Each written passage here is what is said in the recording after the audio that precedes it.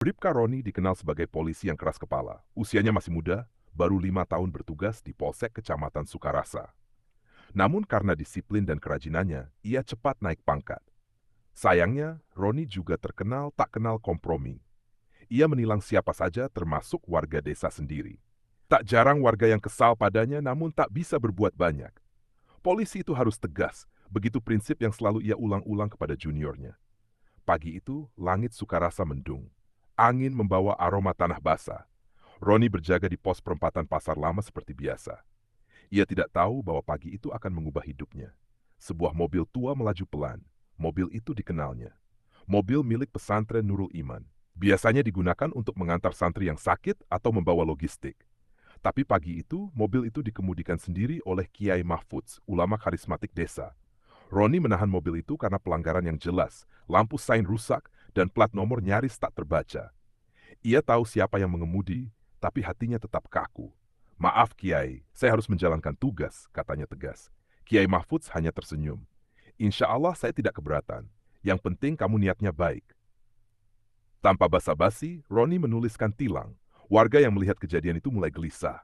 Menilang tokoh sepenting Kiai Mahfudz, itu seperti mencoret langit desa Sukarasa. Tapi Roni tidak peduli. 3 hari setelahnya, musibah datang silih berganti. Awalnya kecil, dompet hilang, sepeda motor rusak. Lalu anak sematawayangnya Nadira, demam tinggi tak kunjung sembuh. Istrinya Sinta terpeleset di dapur dan kakinya terkilir.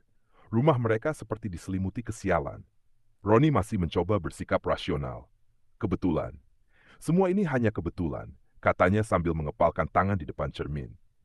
Tapi malam harinya, ia bermimpi. Dalam mimpinya, ia tersesat di tengah hutan. Lalu muncullah seekor ular putih raksasa dari kabut. Ular itu membelit tubuhnya sambil berbisik. Hati yang congkak akan digigit takdir. Ia terbangun dengan keringat dingin. Saat hendak salat subuh, ia menemukan bangkai burung di beranda rumah. Istrinya mulai menyarankan hal yang tak biasa. "Mas, mungkin kamu harus sowan ke Kiai Mahfudz. Siapa tahu kamu ada salah." Roni terdiam lama. Hari itu hujan rintik-rintik saat Roni berdiri di depan gerbang pesantren Nurul Iman. Santri-santri kecil bermain lumpur di halaman sementara azan zuhur baru saja selesai dikumandangkan. Kiai Mahfudz menyambutnya dengan tenang. "Silakan masuk, Nak Roni. Kau datang tepat waktu." "Maafkan saya, Kiai. Saya menilang tanpa melihat siapa yang saya tilang." Kiai Mahfudz tidak marah. Ia malah menyuguhkan teh panas dan kurma. "Kamu benar dalam hukum, tapi salah dalam adab," ucapnya. Roni menunduk. "Saya tak tahu, saya kira hukum harus tegas tanpa pandang bulu."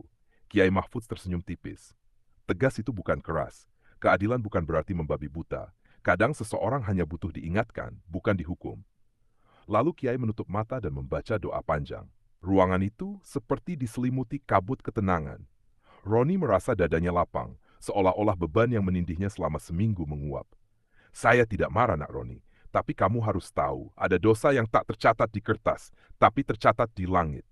Roni menangis, bukan karena takut, tapi karena malu.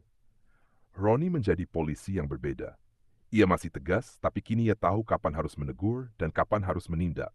Ia mulai mendekat ke pesantren, sering ikut pengajian, dan menjalin hubungan dengan warga desa secara lebih manusiawi. Suatu hari, ia dihampiri seorang tukang ojek yang pernah ia tilang 2 bulan sebelumnya. "Pak Roni sekarang beda ya, dulu menilang saya tanpa senyum, sekarang malah ngajak ngopi dulu sebelum tegur."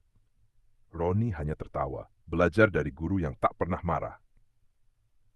Desa Sukarasa berubah, polisi dan tokoh agama bersinergi. Tak ada lagi ketegangan antara hukum dan adab. Cerita tentang Bribka Roni yang pernah kena balak karena menilang Kiai Mahfudz jadi cerita rakyat yang terus diceritakan. Tapi bagi Roni sendiri, kisah itu bukan tentang balak, melainkan tentang bagaimana sebuah kesombongan kecil bisa menutup mata hati, dan bagaimana sebuah senyuman Kiai bisa membuka pintu keberkahan.